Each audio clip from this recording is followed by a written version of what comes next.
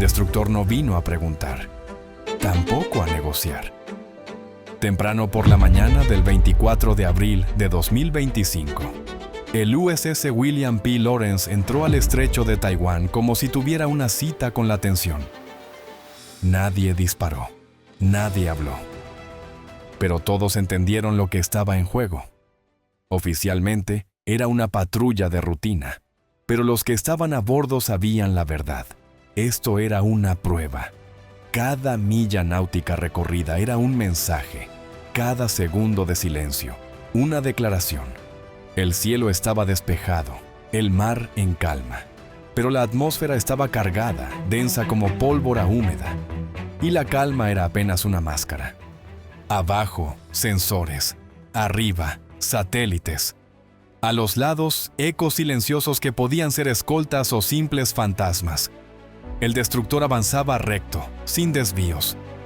Bajo el agua, probablemente un submarino clase Virginia acompañaba cada metro de tránsito. En el espacio, órbitas sincronizadas seguían cada movimiento. Nada quedaba al azar. China no tardó en responder. Desde el mando del Teatro Oriental del EPL llegó un comunicado escueto. Estamos al tanto y no lo aprobamos. No hacía falta más. Pocas palabras, mucha intención. Y luego, la amplificación mediática. Mapas, trayectorias, imágenes satelitales. Todo público, todo calculado, todo destinado a mostrar poder. Pero el William P. Lawrence no desvió su curso, no aceleró, no encendió armamento, no respondió. El radar seguía girando. La tripulación seguía en sus puestos, porque cuando estás haciendo exactamente lo que dice la ley, no necesitas levantar la voz, solo avanzar. Para China fue una provocación, para Estados Unidos, una operación legal. Pero el verdadero conflicto estaba en el contraste, gritos de un lado, silencio del otro. Porque en este tipo de juegos, quien impone el ritmo, domina la narrativa. Y esa mañana, el ritmo lo marcaba un destructor que cruzaba en línea recta un mar disputado. Sin escolta visible, sin misiles lanzados, pero con toda la intención del mundo. La pregunta ya no era si habría reacción, era cuándo. Porque nadie patrulla estas aguas sin saber que un paso en falso no genera protestas, genera fuego. China no necesitó disparar para hacerse oír. A los pocos minutos de que el William P. Lawrence cruzara el umbral del estrecho, el mando del Teatro Oriental activó su maquinaria mediática. La primera declaración fue seca, sin adornos. Medidas están en marcha para seguir y advertir al buque estadounidense. Pero lo que vino después no era solo advertencia. Era teatro estratégico, diseñado para ser visto y temido. Cámaras térmicas, radares, drones, todo se activó al mismo tiempo. Imágenes comenzaron a circular en medios estatales. Clips granulados mostraban una silueta alargada sobre aguas grises. Era el Lawrence, seguido a distancia por un destructor tipo 052D chino. Ningún misil, ninguna amenaza directa. Solo vigilancia constante, como un ojo que no parpadea. Los titulares en Beijing fueron inmediatos. Provocación ilegal, amenaza a la estabilidad regional, acción irresponsable. El lenguaje no era diplomático, era emocional, calculado para movilizar la opinión pública interna, pero también para probar algo, que el estrecho no es un espacio abierto, sino un pasillo que China dice controlar. Mientras tanto, en Washington, nada. Ninguna rueda de prensa, ninguna declaración desde el Pentágono, ni siquiera un tuit. Solo silencio. Y eso hablaba más fuerte que cualquier comunicado. Porque cada vez que la Marina de E.I.U.U. guarda silencio, está diciendo algo. Seguimos en curso. El silencio era parte de la operación, tan medido como la trayectoria del buque, tan deliberado como la falta de respuesta a cada provocación china. A bordo del Lawrence, el protocolo no cambió. Las comunicaciones eran mínimas. Los sistemas defensivos estaban en modo pasivo, pero listos. Todo preparado por si algo salía mal. Pero la orden era clara: no responder, no desviar. no escalar, solo continuar con calma y firmeza. La diferencia no era táctica, era simbólica. China mostraba músculo, Estados Unidos mostraba disciplina. Uno gritaba, el otro marchaba recto. Uno buscaba atención, el otro solo quería llegar al otro lado sin desviar un metro. Todos sabían que el silencio no era debilidad, era presión. Una presión que se acumulaba por cada metro recorrido, por cada hora sin incidente, por cada intento chino de alterar el curso. El mensaje era claro. Puedes gritar todo lo que quieras, pero no vamos a detenernos. Esto es política exterior en movimiento. Es el lenguaje del poder en alta mar. Y mientras el William P. Lawrence avanzaba, la línea trazada no era solo sobre el agua, era sobre la narrativa global. La superficie parecía tranquila, pero lo real no estaba a la vista, porque detrás de ese avance sereno del USS William P. Lawrence había una arquitectura entera de vigilancia, disuasión y preparación táctica. El destructor no cruzaba el estrecho solo. Lo acompañaban ojos en el cielo, oídos bajo el agua y una estrategia diseñada línea por línea. Su radar emitía en frecuencia baja, lo justo para detectar sin delatar. Su AIS, el sistema de identificación automática, estaba desconectado, como es costumbre en operaciones militares. Pero eso no significaba que navegara a ciegas. Satélites estadounidenses, plataformas ISR en la región y sensores submarinos alimentaban en tiempo real al Pentágono. Cada giro, cada sombra, cada emisión electrónica desde las costas chinas era registrada, medida y comparada con patrones previos. Bajo la superficie, el silencio era todavía más importante. No era solo vigilancia, era presencia disuasiva. La probabilidad de que un submarino clase Virginia estuviera siguiendo el Lawrence no era un rumor, era una certeza calculada. Invisibles, letales y siempre cerca cuando el riesgo es alto. China lo sabía, y eso también jugaba, porque en esta clase de partidas, lo que no se ve es tan decisivo como lo que se muestra. A pocos kilómetros, aeronaves chinas J-16 surcaban el aire, sin acercarse lo suficiente como para activar una respuesta, pero lo bastante como para ser vistos. El juego era fino, de centímetros y segundos. Cualquier error, una lectura errónea de radar o una maniobra fuera de patrón, podía cambiarlo todo. Las reglas de enfrentamiento en el estrecho son claras, pero frágiles. Una sola fijación de objetivo, un radar bloqueando un blanco por error, y el próximo sonido no sería diplomático, sería el Aegis activándose. Y si eso ocurría, nadie podría frenar lo que vendría después, porque cuando se activa el sistema, lo siguiente es acción inevitable. Pero eso no pasó, porque todos sabían que no estaban solos. China sabía que no vigilaba solo a un destructor, sino a todo un sistema. Y Estados Unidos sabía que no era un tránsito cualquiera, era una coreografía de precisión. Y en esa danza, lo más poderoso era lo que no se veía. Mientras los titulares se llenaban de declaraciones y acusaciones, los verdaderos movimientos sucedían en silencio. En frecuencias, en ecos, en firmas térmicas.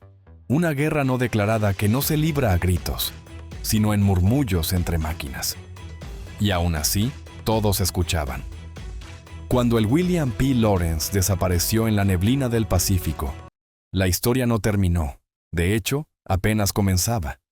Porque mientras un destructor salía de escena al norte, otra fuerza entraba en juego al sur, y lo hizo con fuerza.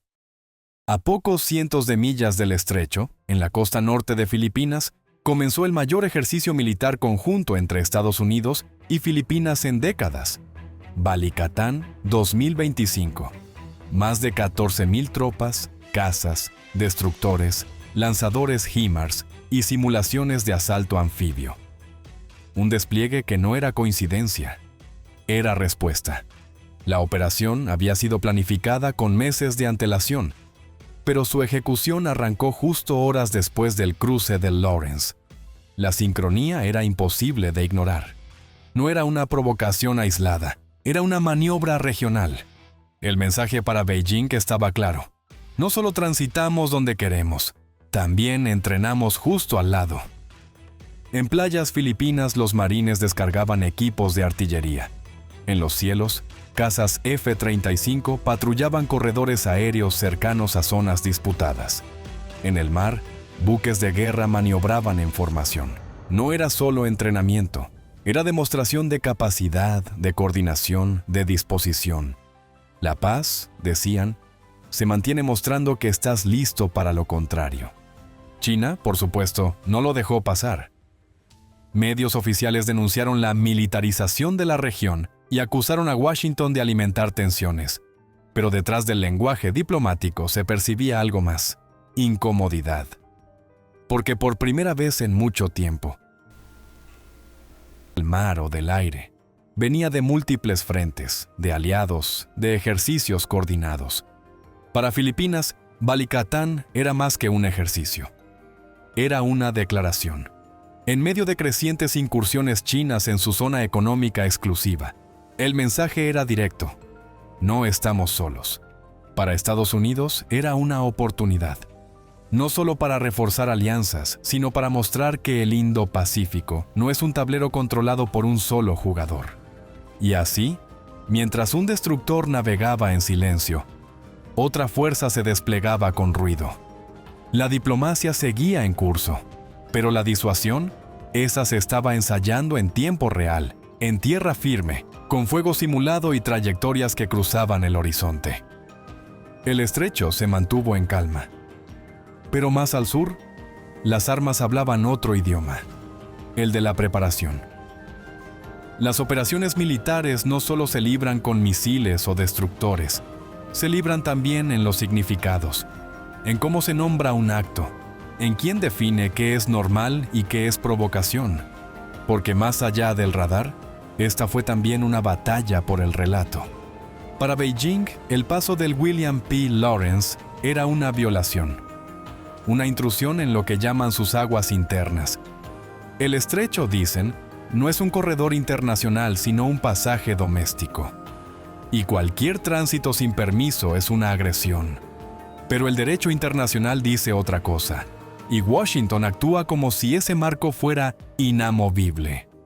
Ese choque de definiciones no es un simple desacuerdo, es doctrina, es estrategia, porque si el mundo empieza a aceptar que China puede redefinir lo que es suyo sin oposición, entonces cada nuevo tránsito se convierte en una escalada, y cada patrulla en un incidente diplomático. Por eso el silencio importa. Por eso el tránsito fue tan recto, tan deliberado.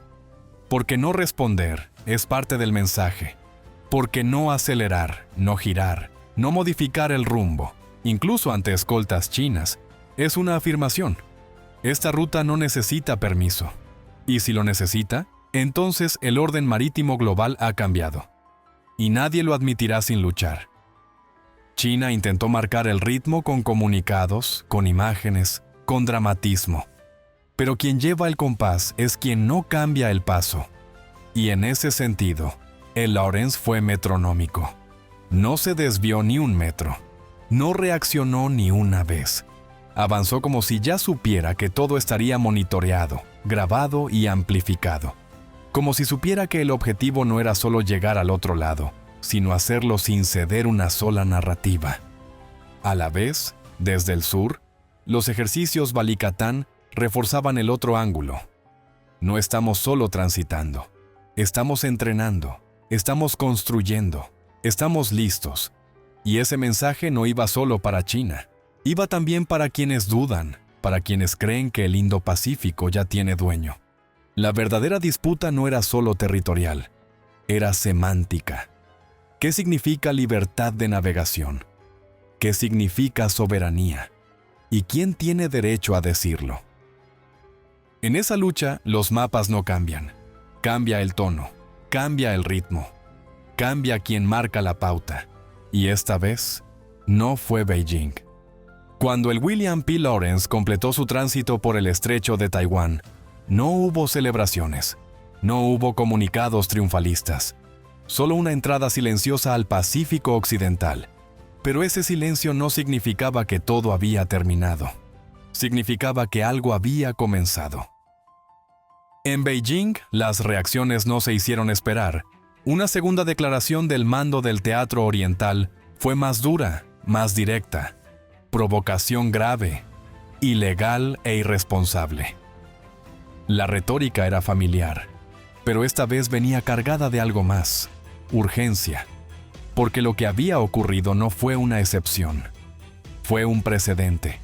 Los radares chinos comenzaron a ver más movimiento.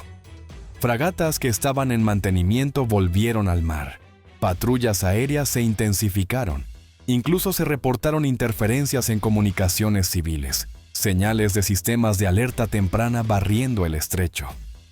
Era la señal más clara de que China había tomado nota y que estaba ajustando su postura. Pero del lado estadounidense, la historia era distinta. El Lawrence se reincorporó a su grupo de combate, liderado por el portaaviones USS Carl Vinson. Más vigilancia aérea, más actividad antisubmarina. Y desde tierra, Taiwán comenzaba a mover piezas también. Vuelos de patrullaje más frecuentes, radares activos, bases logísticas trabajando al límite. Todo sin ruido, todo sin titulares. Porque cuando el temor deja de ser mutuo, la dinámica cambia. Si una parte deja de temer la reacción de la otra, empiezan a operar con una seguridad distinta, más firme, más constante. Y ese cambio, aunque pequeño, es estratégico. La narrativa de China ha sido durante años una: estas aguas son nuestras y deben respetarse. Pero si cada nuevo tránsito ocurre sin consecuencias, si cada maniobra se convierte en costumbre, entonces el relato empieza a erosionarse, no por confrontación directa, sino por insistencia sistemática. Y eso es lo que más duele a quien quiere controlar sin disparar. Perder el control del guión, porque cuando el otro ya no te teme, pierdes influencia. Y si pierdes influencia, pierdes la iniciativa. Y sin iniciativa, solo queda reacción. Ese tránsito no cambió un mapa, pero cambió algo más importante: el ritmo, el tono, la lógica del juego. Y si eso se convierte en norma, entonces el estrecho no será solo una línea en el mar.